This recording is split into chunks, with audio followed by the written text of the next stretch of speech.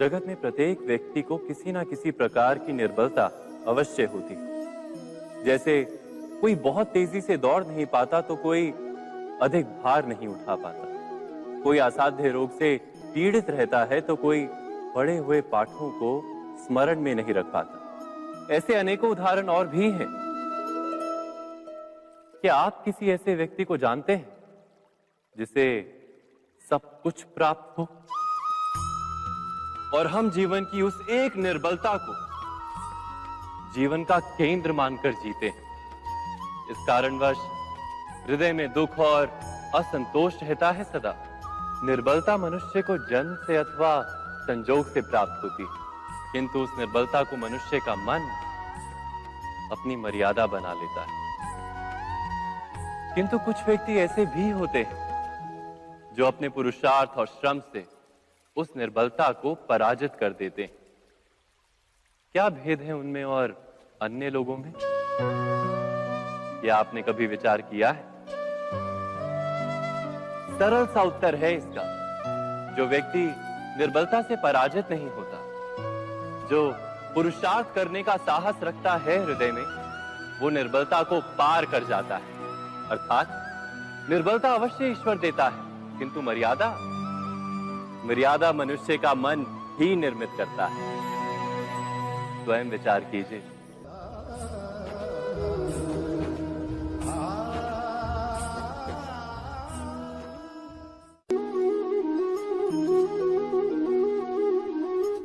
भविष्य का दूसरा नाम है संघर्ष। हृदय में आज इच्छा होती है और यदि पूर्ण नहीं हो पाती तो हृदय भविष्य की योजना बनाता है। भविष्य में इच्छा पूर्ण होगी ऐसी कल्पना करता रहता है, किंतु जीवन ना तो भविष्य में है ना अतीत में।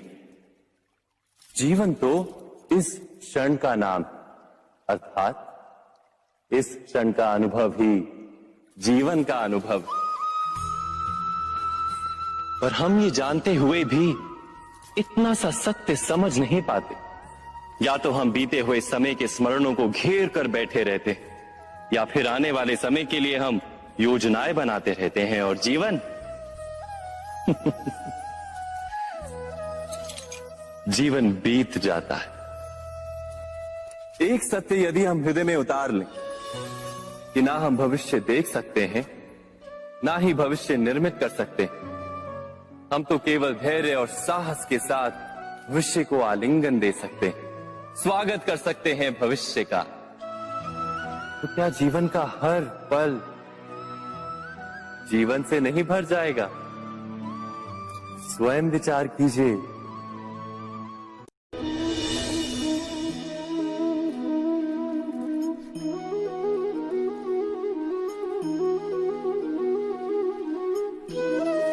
ज्ञान प्राप्ति सदा ही समर्पण से होती है, ये हम सब जानते हैं।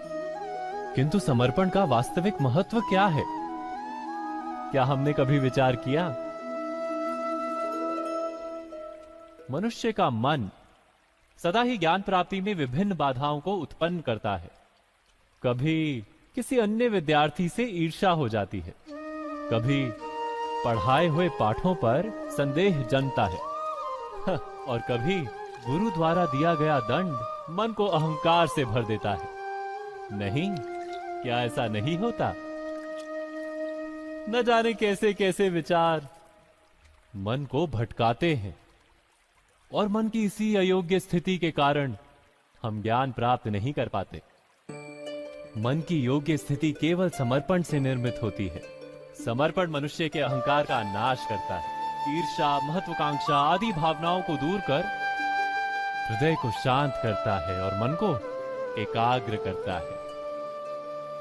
वास्तव में ईश्वर की सृष्टि में ना ज्ञान की मर्यादा है, ना ज्ञानियों की। गुरु दत्तात्रेय ने तो गाय और श्वान से भी ज्ञान प्राप्त कर लिया था। अर्थात विषय ब्रह्म ज्ञान का हो, या जीवन के ज्ञान का, या गुरुकुल में प्राप्त होने वाले ज्ञान का, उसकी प्राप्ति के लिए गुरु से अधिक महत्व है उस गुरु के प्रति हमारा समर्पण। क्या ये सत्य नहीं?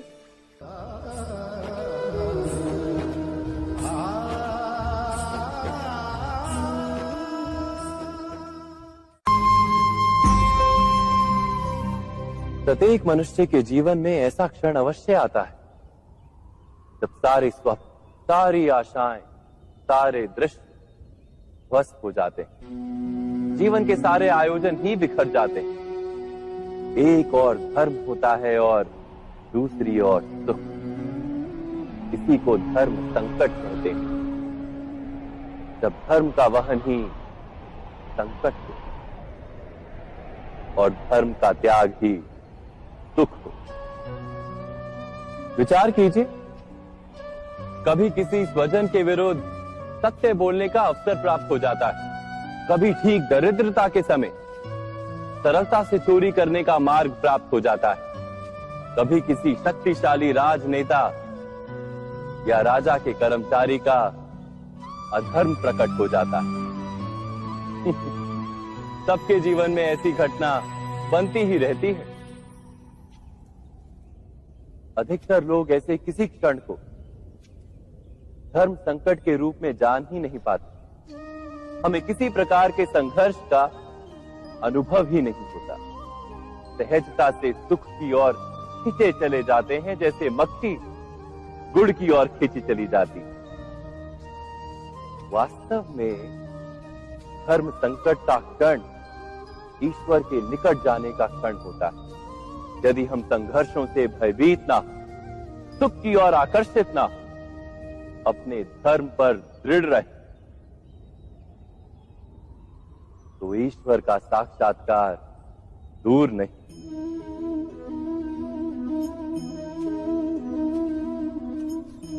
पवन से युद्ध करने वाला पत्ता यदि पेड़ से गिरता है तो भी आकाश की ओर उठता है। पवन से झुकने वाली घास वहीं भूमि पर रह जाती। अर्थात धर्म संकट से यदि हम संकट को ही टाल दें तो सुख तो मिलता है, जीवन बढ़ता है, किंतु क्या चरित्र नहीं टूटता? क्या आत्मा दरिद्र नहीं हो जाती? क्या ईश्वर से अंतर नहीं हो जाता? स्वयं विचार किए। दो व्यक्ति जब निकट आते हैं तो एक दूसरे के लिए सीमाएं और मर्यादाएं निर्मित करने का प्रयत्न अवश्य करते हैं। हम यदि सारे संबंधों पर विचार करें तो देखेंगे कि इन सारे संबंधों का आधार यही सीमाएं हैं जो हम दूसरों के लिए निर्मित करते हैं। और यदि अनजाने में भी कोई अन्य व्यक्ति इन सीमाओं को तोड़ता है तो उसी क्षण हमारा हृदय क्रोध से भर जाता है। इन सीमाओं का वास्तविक रूप क्या है? क्या हमने कभी विचार किया? सीमाओं के द्वारा हम दूसरे व्यक्ति को निर्णय करने की अनुमति नहीं देते। अपना निर्णय उस व्यक्ति पर थोपते हैं, अर्थात किसी की स्वतंत्रता का अस्वीकार करते हैं हम। और जब स्वतंत्रता का अस्वीकार किया जाता है तो उसका हृदय दुख से भर जाता है। और जब वो सीमाओं को तोड़ता है तो हमारा हृदय क्रोध से भर जाता है। क्या ऐसा नहीं होता?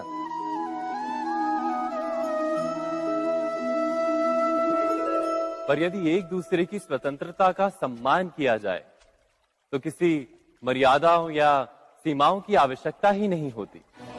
अर्थात जिस प्रकार स्वीकार किसी संबंध का देह है, क्या वैसे ही स्वतंत्रता किसी संबंध की आत्मा नहीं? स्वयं विचार कीजिए। सबके जीवन में ऐसा प्रसंग अवश्य आता है कि सत्य कहने का निश्चय होता है हृदय में, किंतु मुख से सत्य निकल नहीं पाता। कोई भय मन को घेर लेता है। किसी घटना अथवा प्रसंग के बारे में बात करना या फिर स्वयं से कोई भूल हो जाए उसके बारे में कुछ बोलना, क्या ये सत्य है? नहीं, ये तो केवल तथ्य है। अर्थात जैसा हुआ था वैसा केवल बोल देना सामान्य सी बात। किंतु कभी कभी उस तथ्य को बोलते हुए भी भय लगता है। कदाचित किसी दूसरे की भावनाओं का विचार आता है मन। दूसरे को दुख होगा ये भय भी शब्दों को रोकता है। तो ये सत्य क्या है? क्या हमने कभी विचार किया है? जब भय रहते हुए भी कोई तथ्य बोलता है तो वो सत्य कहलाता है। वास्तव में सत्य कुछ और नहीं, केवल निर्भयता का दूसरा नाम है। और निर्भय होने का कोई समय नहीं होता, क्योंकि निर्भयता आत्मा का स्वभाव है। अर्थात क्या प्रत्येक क्षण सत्य बोलने का क्षण नहीं होता?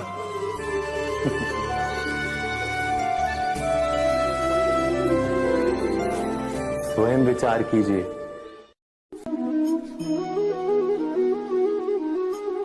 श्रेष्ठता का क्या अर्थ है? श्रेष्ठता का अर्थ है दूसरों से अधिक ज्ञान प्राप्त करना। अर्थात मूल्य इस बात का नहीं कि स्वयं कितना ज्ञान प्राप्त किया, मूल्य इस बात का है कि प्राप्त किया हुआ ज्ञान अन्य लोगों से कितना अधिक है। अर्थात श्रेष्ठता की इच्छा ज्ञान प्राप्ति को भी एक स्पर्धा बना देती है। और स्पर्धा में विजय अंतिम कब होती है?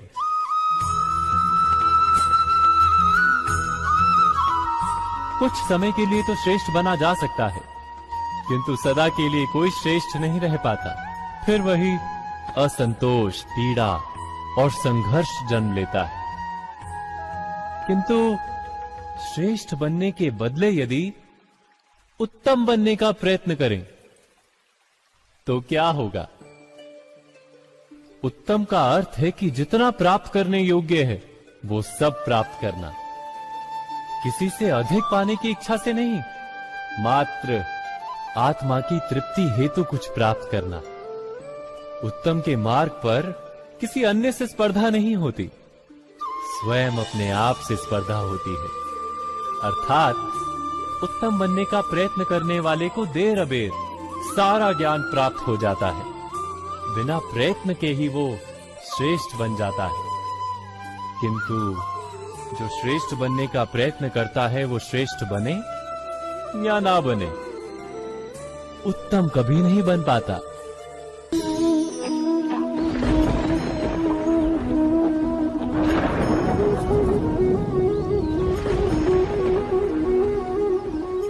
सपनों और पूर्वाभासों के आधार पर हम भविष्य के सुख दुख की कल्पना करते हैं। भविष्य के दुख का कारण दूर करने के लिए हम आज योजना बनाते हैं। किंतु कल के संकट को आज निर्मूल करने से हमें लाभ मिलता है या हानि पहुंचती है? ये प्रश्न हम कभी नहीं करते। सत्य तो ये है कि संकट और उसका निवारण सात जन से, व्यक्ति के लिए भी और सृष्टि के लिए भी।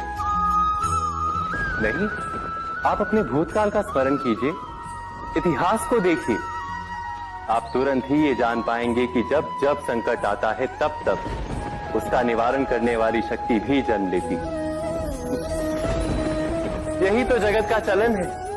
वस्तुतः संकट ही शक्ति के जन्म का कारण है। प्रत्येक व्यक्ति जब संकट से निकलता है तो एक पद आगे बढ़ा होता है, अधिक चमकता है, आत्मविश्वास से अधिक भरा होता है, न केवल अपने लिए अपितु विश्व के लिए भी।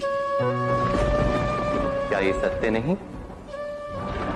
वास्तव में संकट का जन्म है एक अवसर का जन्म, अपने आप को बदलने का, अपने विचारों को ऊंचाई पर करने का अवसर, अपनी आत्मा को बलवान और ज्ञान मंडित बनाने का अवसर।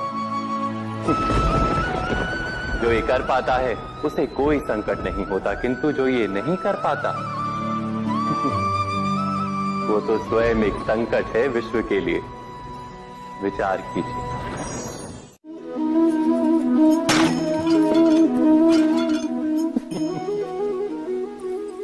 कभी कभी कोई घटना मनुष्य के जीवन की सारी योजनाओं को तोड़ देती और मनुष्य उस आघात को अपने जीवन का केंद्र मान लेता।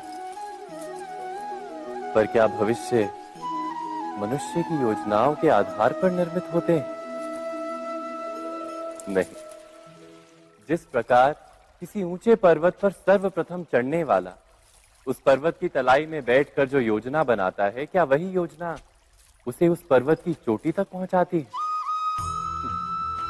नहीं। वास्तव में वो जैसे जैसे ऊपर चढ़ता है वैसे वैसे उसे नई नई चुनौतियां, नई नई विडंबनाएं, नए नए अवरोध मिलते हैं। प्रत्येक पद पर वो अपने अगले पद का निर्णय करता है। प्रत्येक पद पर उसे अपनी योजनाओं को बदलना पड़ता है। कहीं पुरानी योजना उसे खाई में ना ढकेल दे। वो पर्वत को अपने योग्य नहीं बना पाता, केवल स्वयं को पर्वत के योग्य बना सकता है। क्या जीवन के साथ भी ऐसा ही नहीं?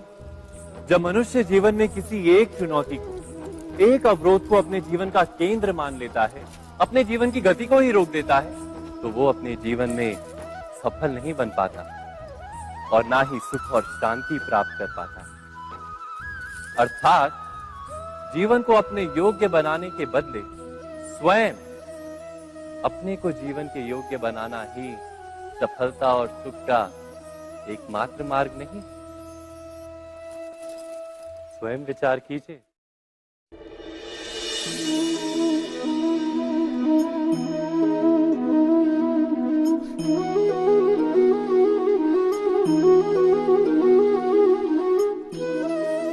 जीवन का हर क्षण निर्णय का क्षण होता है।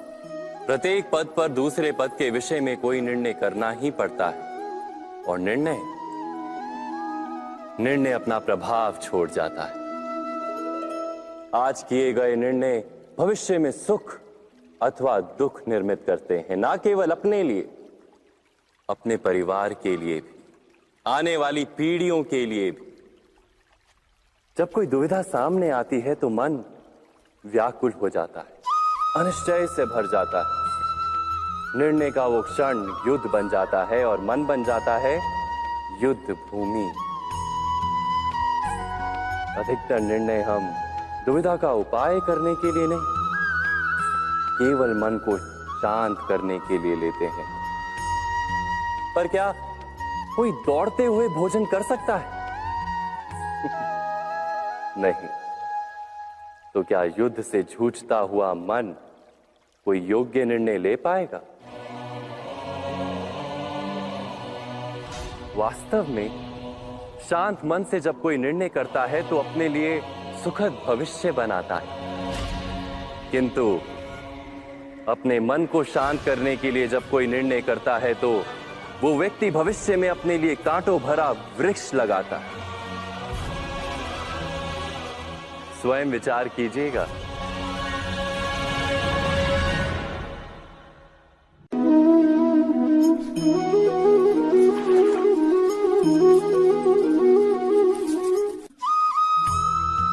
जीवन में आने वाले संघर्षों के लिए जब मनुष्य स्वयं को योग्य नहीं मानता, जब उसे अपने ही बल पर विश्वास नहीं रहता, तब वो सद्गुणों को त्याग कर दुर्गुणों को अपनाता है।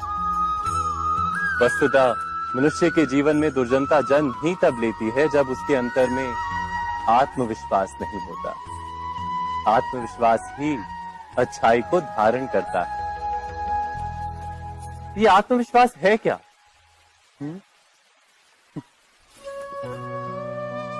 जब मनुष्य ये मानता है कि जीवन का संघर्ष उसे दुर्बल बनाता है, तो उसे अपने ऊपर विश्वास नहीं रहता। वो संघर्ष के पार जाने के बदले संघर्ष से छूटने के उपाय ढूंढने लगता है। किंतु जब वो ये समझता है कि ये संघर्ष उसे अधिक शक्तिशाली बनाते हैं, ठीक जैसे व्यायाम करने से देह की शक्ति बढ़ती, तो प्रत्येक संघर्ष के साथ उसका उत्साह बढ़ता है। अर्थात आत्मविश्वास और कुछ भी नहीं, मन की स्थिति, जीवन को देखने का दृष्टिकोण मात्र है। और जीवन का दृष्टिकोण तो मनुष्य के अपने वश में होता है। स्वयं विचार कीजिए।